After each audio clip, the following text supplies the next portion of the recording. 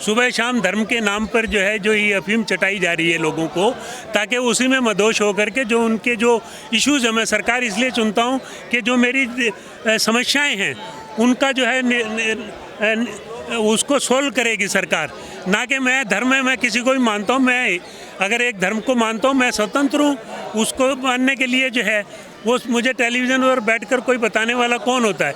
मेरी रोजी रोटी किससे चलती है? रोजगार से चलती है, या मंदिर में घंटी बजाने से, नमाज में मत्था टेकने से, या चर्च में जाकर कैंडल जलाने से चलती है।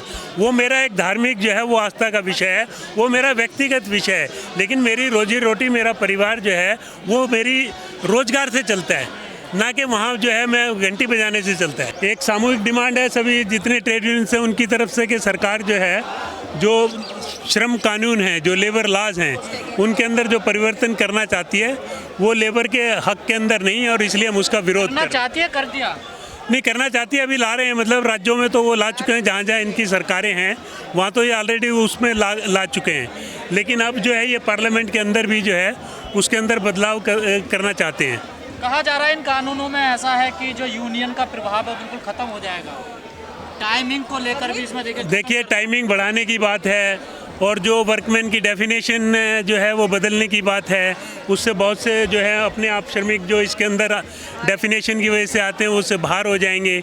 इस तरीके के कई तरीके ऐसे जो है इस कानून के अंदर उन्होंने ला रहे हैं, जिससे ट्रेड यूनियंस पर काफ़ी उल्टा प्रभाव पड़ेगा। तो क्या सरकार उद्योगपतियों के दबाव में ये कानून ला रही है? जाहिर है, क्योंकि वो चाहते हैं ईज ऑफ बिजनेस के नाम से जो है ये जितने पूंजीवादी घराने हैं जो आज बैंकों का हज़ारों लाखों करोड़ों रुपया जो है डकार करके बैठे हुए हैं, एनपीए के रूप में आज उनके सिर पर खड़ा हुआ है। क्योंकि हमारा संगठन बैंकिंग इंडस्ट्री से है, इन मांगों के साथ साथ श्रम कानूनों में बदलाव के साथ साथ जो है हमारी कुछ इंडस्ट्री स्पेसिफिक मांगे भी हैं।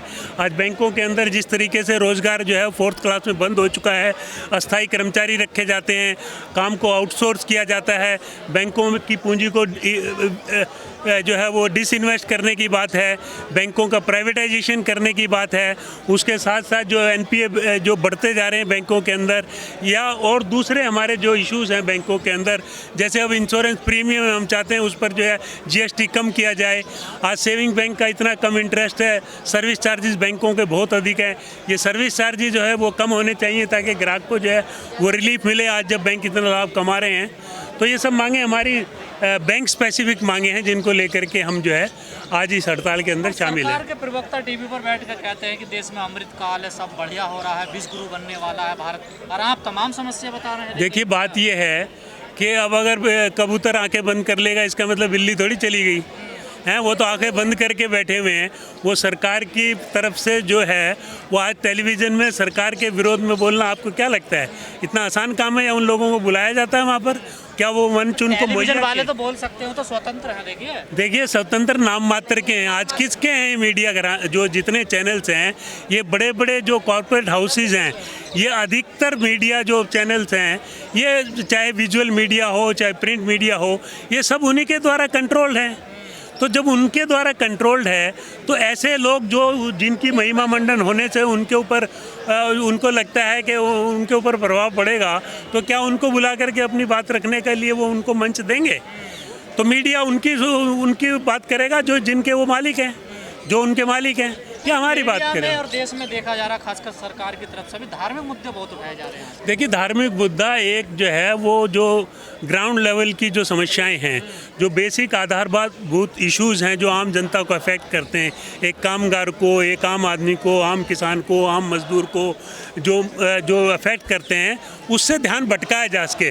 सुबह शाम धर्म के नाम पर जो है जो ये अफीम चटाई जा रही है लोगों को, ताकि उसी में मदोश होकर के जो उनके जो इश्यूज़ हैं, मैं सरकार इसलिए चुनता हूँ कि जो मेरी समस्याएं हैं उनका जो है उसको सोल्व करेगी सरकार, ना कि मैं धर्म में मैं किसी को भी मानता हूँ। मैं अगर एक धर्म को मानता हूँ, मैं स्वतंत्र हूँ, उसको मानने के लिए जो है वो मुझे टेलीविज़न पर बैठकर कोई बताने वाला कौन होता है। लेकिन मेरी राजनीतिक सोच अलग हो सकती है। एक ही धर्म के अंदर कई राजनीतिक सोच के जो है वो व्यक्ति हो सकते हैं। तो इसलिए सभी को एक धर्म के चश्मे से दिखा करके जो है वो एक राजनीतिक सोच के पीछे लेकर के आने की जो कोशिश है, ये एक लोगों के लिए छलावा है। कहा जाता है कि जिस देश का एजुकेशन मजबूत होता है वो देश मजबूत हो जाता है, पर इस देश में तो स्कूल बंद किए जा रहे हैं सर, जेलों को खोला जा रहा है, जेलें बढ़ाई जा रही हैं। देखिए बात यह है, जो भी समय समय सरकारें आती हैं, जिस राजनीतिक पार्टी की जो सरकार होती है उसकी जो विचारधारा होती है, ये बहुत सी चीज़ें उस पर आधारित हैं। देश को स्कूलों की जरूरत है या जेलों की जरूरत है? देखो बात यह है, स्कूलों को भी है, जेलों को भी है। जेलों में भी जो है आज जितनी संख्या वहाँ भरी हुई है, जितनी उसकी कैपेसिटी है, वो भी अब अल्टीमेटली जो है मतलब उससे ज़्यादा हो गई है। हम उसके विरोध में नहीं हैं, लेकिन इसका मतलब ये नहीं है कि आप स्कूलों से फंड डाइवर्ट करके या और जो आवश्यकताएं हमारी पूरी करने के जो इजारे हैं उससे डाइवर्ट करके जो, तो वही मैं कह रहा हूँ ना, जो क्योंकि उनको प्राइवेट स्कूलों को बढ़ावा देना है, सरकारी स्कूलों को बंद करके प्राइवेट स्कूलों को बढ़ावा देने की एक जो है वो कोशिश हो रही है कि अधिकतर जितने संस्थान हैं, शिक्षा हो, चिकित्सा हो, तेल हो, रेल हो, बिजली हो, पानी हो, जितने जो सरकार की जिम्मेवारी है आम जनता को मुहैया करवाने की, उससे हट करके वो आज इन सबको प्राइवेट हाथों में सौंपना चाहते हैं ताकि इनसे भी वो प्रॉफिट जो है वो कमा सके। तो क्या पब्लिक यूनिट से सरकार को प्रॉफिट नहीं हो रहा क्या? देखो पब्लिक यूनिट से क्यों नहीं हो रहा, बैंक आपके सामने है, लाखों अभी जो है वो कितने हजारों करोड़ का जो है अभी वित्त मंत्री जी को डिविडेंड दिया है। बैंकों ने मिलकर के अलग अलग बैंकों ने जो है हजारों करोड़ों रुपए के जो है वो डिविडेंड दिए हैं सरकार को, तो क्यों नहीं कमा रहे हैं? लेकिन वो बंद क्यों कर रहे हैं इन चीज़ों? देखिए वो इसलिए कर रहे हैं, जब चुनाव होते हैं तो आपको पता है जो इतने बड़े बड़े एसी टेंट लगाते हैं, तंबू लगाते हैं, खर्चा करते हैं, वो तो बड़े बड़े कॉर्पोरेट घराने, बड़े बड़े उद्योगपति, बड़े बड़े सेठ साहूकार करते हैं। वो सरकारें आम आदमी के वोट से बनती ज़रूर हैं, लेकिन जीतने के बाद नीतियाँ वो बनाते हैं जो वहाँ पर बेइंतहा पैसा उसके अंदर खर्च करते हैं, और इसीलिए वो उनको खुश करते हैं बाद में। LIC इतनी अच्छी कंपनी थी, हमेशा प्रॉफिट में चलती, उसके शेयर बेच दिए सरकार। अब आप ही देख लीजिए ना, आज LIC जो लाभ कमा रही है, आम आदमी को सस्ता प्रीमियम जो है उस पर जो है पॉलिसीज दे रही है, वहाँ भी जो है फॉरेन कैपिटल ला करके उसको भी जो है और ज़्यादा जो है आम आदमी की पहुँच से बाहर किया जा रहा है। जहाँ जहाँ प्रॉफिट होता है उनकी ये कोशिश है जितने प्रॉफिट अर्निंग इंस्टीट्यूशंस हैं उनको जो है प्राइवेट पूंजी को सौंप दिया जाए। सर एक आखिरी सवाल, क्या इस देश में मंदिर मस्जिद हिंदू मुस्लिम ही रहेगी या बेरोजगारी पे कभी बात होगी, शिक्षा पे कभी बात होगी? देखिए ये तो आम जनता को सोचना है कि उनको क्या इश्यूज हैं जो अफेक्ट करते हैं। मेरी रोजी रोटी किससे चलती है? रोजगार से चलती है या मंदिर में घंटी बजाने से, नमाज में मत्था टेकने से या चर्च में जाकर कैंडल जलाने से चलती है?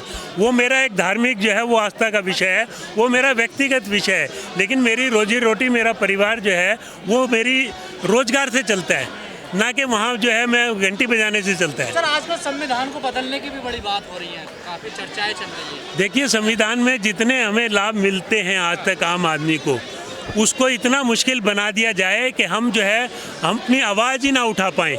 आज देखिए आप जंतर मंतर पे घुसने के लिए कितने बैरिकेड्स को पार करना पड़ रहा है, आई कार्ड मांगे जा रहे हैं और ऐसा लग रहा है जैसे ये वर्जित क्षेत्र है जो एक कनॉट प्लेस के अंदर जो है, और यहाँ बिना किसी उसके आप घुस नहीं सकते हैं, बिना परमिशन के नहीं आ सकते। बिना परमिशन के आप नहीं आ सकते। तो आप इसी से अंदाज़ा लगा लीजिए कि किस तरह का वातावरण आज जो है इस समय हमारे को उसका सामना करना पड़ रहा है। मैं vice president all India bank employees association. क्या कहोगे आप लोग जंतर मंतर पर आए हुए हैं आज? देखिए ये 13 मार्च को जो है जो केंद्रीय ट्रेड यूनियन संगठन है और दूसरे जो सेक्टोरियल संगठन है, जैसे बैंकों का संगठन है, इंश्योरेंस का संगठन है, GIC का संगठन है, उन्होंने सबने मिलकर के जो है पहले 22 अप्रैल की हड़ताल का आह्वान किया था, लेकिन पुलवामा होने की वजह से हमने उसको पोस्टपोन कर दिया और आज 9 जुलाई की हड़ताल जो है वो की जा रही है।